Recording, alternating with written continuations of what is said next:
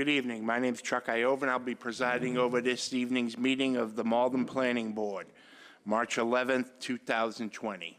First thing we're going to do is we're going to do a roll call. We will ask everyone to identify themselves for the record. We can start off we'll start with Risa. Risa Gray, Planning Board. Tawadaj Gabrasalase, Planning Board. Patrick Fitzgerald, Planning Board.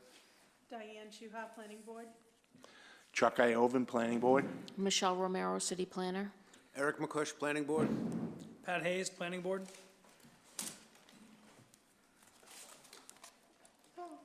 Eric Henry, Planning Board. Henry Susi, Planning Board. Charlie Ferguson, Planning Board. Very good, thank you. I'd also like to read, for those in attendance, under the provisions of the open meeting law, attendees are informed that this meeting is being recorded by MATV. I have not been notified that any other video or audio recording of this meeting will occur. We have two items on the agenda. The first one will be 326 Commercial Street, which Charlie Ferguson will be voting on, and then on the public meeting for 67 Plymouth Road, Risa Gray will be voting on that one.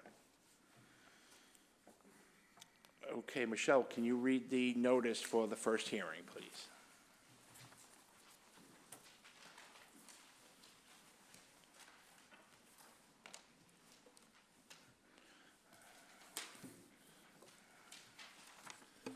The Malden Planning Board will hold a public hearing in the auditorium on the first floor of the John and Christina Markey Malden Senior Community Center, 7 Washington Street, Malden, Mass. At 7 p.m. on Wednesday, March 11, 2020, on the petition of 326 Commercial Street Associates Limited Partnership, seeking a special permit under Section 300.3.5.6 of Chapter 12 Revised Ordinances of 1991 as amended, of the City of Malden to allow wholesale and distribution use of property in the Industrial 2 zoning district at the property known as in numbered 326 Commercial Street, Malden, Mass., and also known by City Assessors Parcel ID 059230011.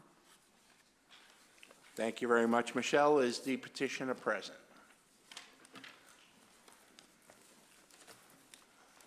Yes, I'm Brian Cafferty, the attorney for 326 Commercial Street Limited Partnership. We've come here today, as Michelle had noted, for a special permit for wholesale and distribution use for Heritage and SRS. We'd like to respectfully request to postpone this till the next meeting, given that the report from the city planner includes a second special permit that this special permit would be conditioned on, as well as a path along the river. We'd like to do that, and I think it makes most sense, since these have all been intertwined, to do it in a single meeting in April. So you're not prepared to move forward?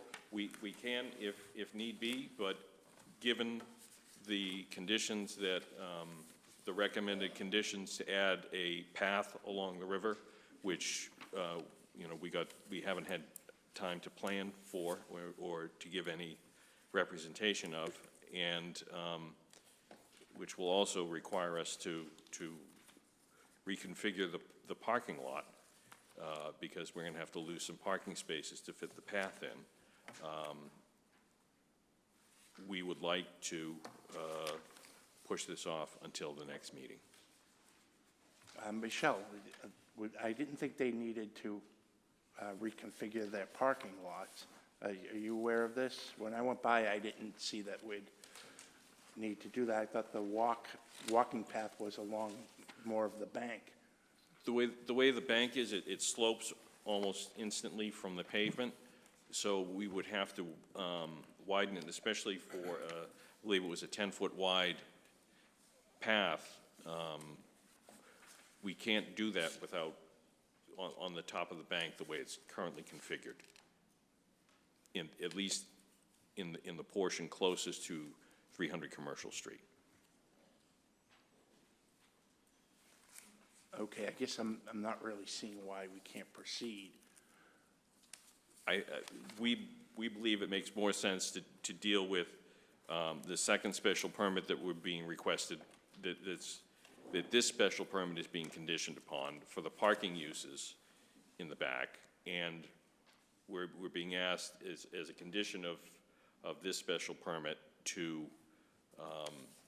put a pathway in, and we haven't had time, frankly, to put anything together to show the board. Right, but putting the path in isn't going to require a special permit. No, but it's a condition of this special permit. Right. Well, I mean, it's being recommended as a condition for the board's consideration. In terms of the other special permit that he's referencing, during our review of the proposal and review of the property, it came to our attention that the property's being used as an off-site parking facility without the proper permits. In the building commissioner, Nelson Miller, who's here tonight, he can answer any questions you have about it. And he and I discussed this, and we were in agreement that it does require a special permit. So one of the recommended conditions is that the property may not be used for an off-site parking facility without proper city approvals. So it's up to the petitioner, if they want to continue to use it as a parking lot, they need to get the approvals. They can move forward with the wholesale and distribution without the parking. It's not written that they have to get the permit in order to do this. It's written that, you know, this board can't allow a use that's not allowed without a special permit. If they had filed for the special permit, then you could be hearing them both at the same time, but they didn't, so the notice didn't cover it, so there's no way you can take it up tonight. I think you can move forward. These are just conditions that are going to need to be met before occupancy for the wholesale distribution can occur. So it's, you know, it's completely up to the board. I do hear what the petition is saying. You'd hear one, you know, there'd be one hearing where you'd hear everything at once. If you have interest in seeing what the walkway is going to look like or the location, I left it pretty open-ended because it wasn't depicted on the plan, so I think there's leeway for them to do what they need to do. They certainly have excess parking, so the parking for the wholesale and distribution, without getting too far into it, they have that parking. The parking that he's referring to reconfiguring is in this off-site parking. So if they want to pursue the off-site parking, they'll need a plan, and they'll need to show where the spaces are, et cetera, and that plan would come back to you when they file for that special permit.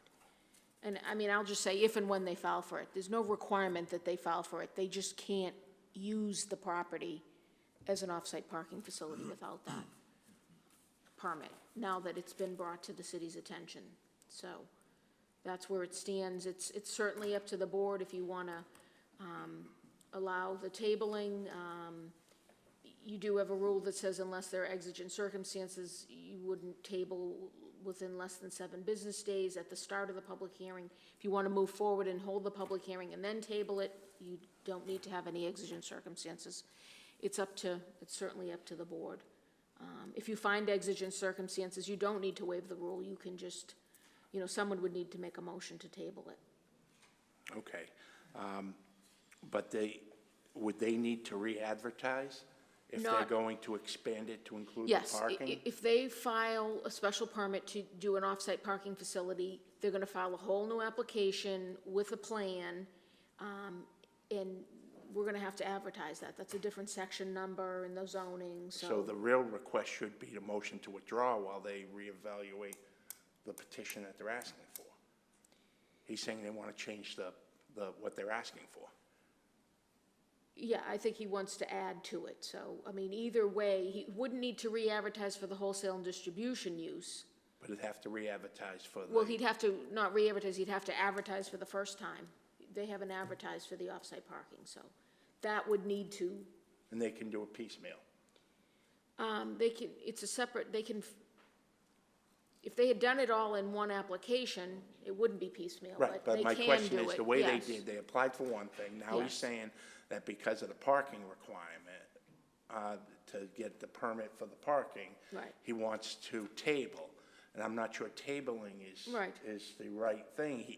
I think we should either hear it or he should withdraw. I mean, you Because- could do that, either way. I don't know how quickly, they're planning to file the permit. I will say, when this was filed, we weren't aware that that they were using it as an off-site parking facility, and that they didn't have a permit, so otherwise, we would have flagged it when they filed for this and said, hey, by the way, while you're applying for this, apply for that Apply as for that well. also, right. The last time the board heard this case, back for the Tufts Boathouse in 2003, there was no mention of the off-site parking facility, so. Okay, well, I guess what I would be expecting then, the next time they come to us, it's to hear the change of use and the allowing as a parking facility. Yeah. And that also, expect to see the plans for each of those, as well as the counselor said, a plan for the path, a design plan for what they're gonna do with the path. Right, and it should all be on one plan. I agree with that. Okay, I agree with that. We're prepared to go ahead with this tonight if you prefer, but we just thought it would be easier to just roll it into have a single plan. and that's fine. I mean, if we do that, well, we gotta ask the board first if the board believes there are exigent circumstances. I don't believe there are exigent circumstances, but there are 9 of us voting on it.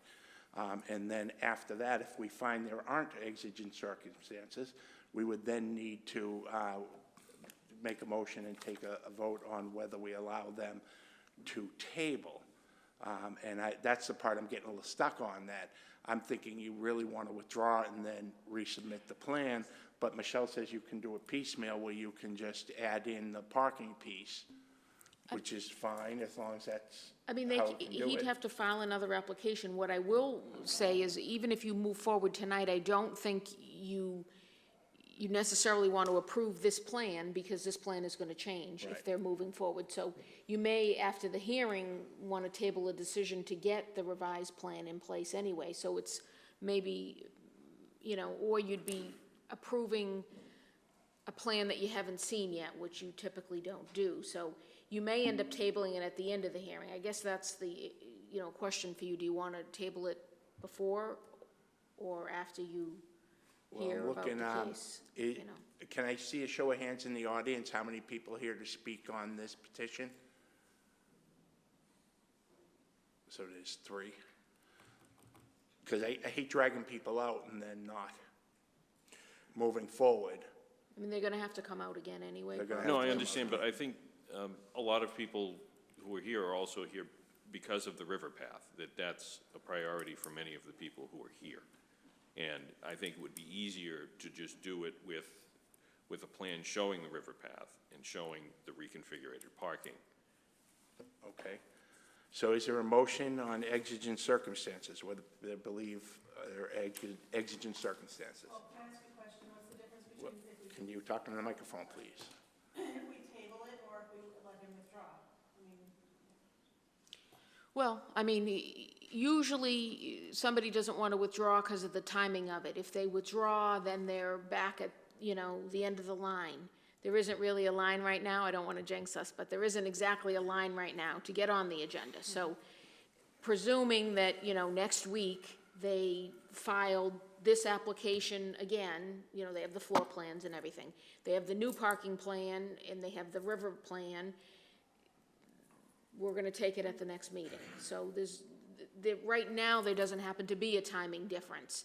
The tabling usually is because you want to kind of hold your place in line and not have to be back at the beginning of the line. And if you do, it will be withdraw without prejudice, so that they are allowed to file again next week or next month, whenever. You don't want them bound by the 2-year prohibition filing the same petition. So if it's a withdrawal, then that's a withdrawal without prejudice. Okay. So. So is there a motion on exigent circumstances? So you're saying, are there exigent circumstances? Yes. Okay. That's the first vote we Right. need to take. If there are exigent circumstances, you don't need to waive the rule. If there aren't, you need to waive the rule. Right. Okay. So is there a motion?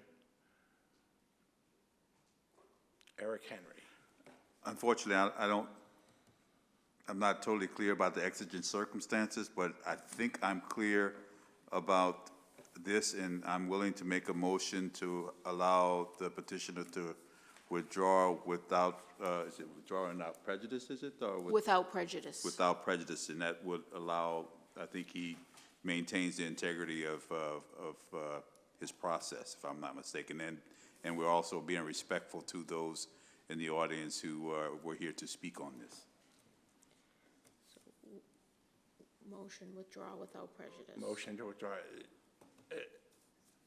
Sir, you made a request for a tabling, not a withdrawal. Are you willing to change that to withdraw without prejudice? Yes, it won't prejudice our position. We can, the goal is to. Okay, I just want to make sure where you asked for one thing and then we've had a motion on Understood. something else. I just want to make sure you were okay. Is there a second? Eric McCush.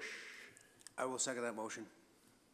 Okay, so this is a motion to allow the petitioner to withdraw without prejudice. And then they need to refile, re-advertise, and they'd have plans then addressing, which we have now, changing the use, and then also addressing the new use. the new use and the parking on the site, as well as you'll have plans on what your proposal is for the path. river, for the river path. Okay, and when they do that, they'll be posted on the website? Yes, yes, So- there's been an issue with the posting on the website, but I think we're back on track. So when you look up the permit number in the notice, you should be able to see the plans that have been filed. If you can't, you can contact me and I will get them to you. Okay, that's just more for those in the audience that if they want to see what the plans Right. are prior to the next time they're on the agenda. Right, so they'll file for 2 special permits, one for the warehouse and distribution, which they've already done, a Yep. wholesale and distribution, excuse me, a special permit for off-site parking facility, and then they can, address the river path. Okay? Very good.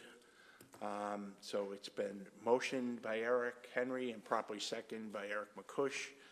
Let me get my act together here. And as I said, Charlie Ferguson will be voting on this one. Okay. Diane Chuha, Yes. Charlie Ferguson, Yes. Patrick Fitzgerald, Yes. Gerardage Gebrselassie, Yes. Patrick Hayes. Yes. Eric Henry, Yes. Eric McCush. Yes. Henry Susi, Yes. Chuck Iovan. Yes, so you've been allowed to withdraw without prejudice, and as soon as you do the administrative things you need, and next time we'll expect to see portions of your presentation addressing the parking and what you're proposing to do on the Riverwalk. Terrific, thank you very much. Thank you very much. Okay.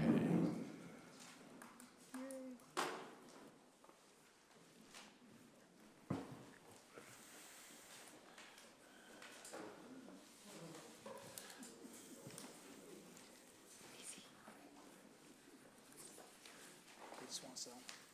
They just want to wholesale. Poor guys, they gotta go out for another week, another month. Have a approval not required subdivision plan. Sorry, I hit you. This is a property on Plymouth Road.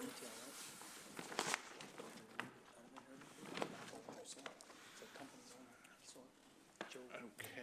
67 Plymouth Road, there's an existing single-family on the lot. There is enough lot area and frontage to subdivide to create one new lot, so that is what the proposal is, to create one new lot with frontage on Plymouth Road and the required minimum lot area for a single. So the recommendation is that you endorse the plan. Okay, and Risa Gray will be voting on this one. Let's see, does anyone have any questions for Michelle? This is approval not required. It's more of an administrative function that needs to be done in a public meeting. The proposal has the required frontage and what it needs to do this, so we just need to vote on it and make sure the public had an opportunity to participate in it. Well, there's no public comment, actually. No, but they heard it Right. at a public meeting. Right. Sorry. You have to take action at a public meeting. Right. Okay, so is there a motion? Diane Chuha. I'll make a motion that we grant it. Diane's made a motion to grant the approval not required at 67 Plymouth Street, Plymouth Road. Is there a second? Is there a second? Risa Gray. I second. Risa Gray seconds the approval of the ANR for 67 Plymouth Road. I got a pen, I'll sign it in a second. All, roll call or roll? All those in favor say aye. Aye. All those opposed? Let the record reflect there are none opposed. Motion carries. Thank you. Thank you, Building Commissioner Miller, for coming. Appreciate your assistance and support. Okay, the next item on the list is Master Plan Steering Committee update. There is no update. Community Preservation Committee, Ken Antonucci's absent, so there's no update. Michelle, if you could give us an update on the remaining 5 items.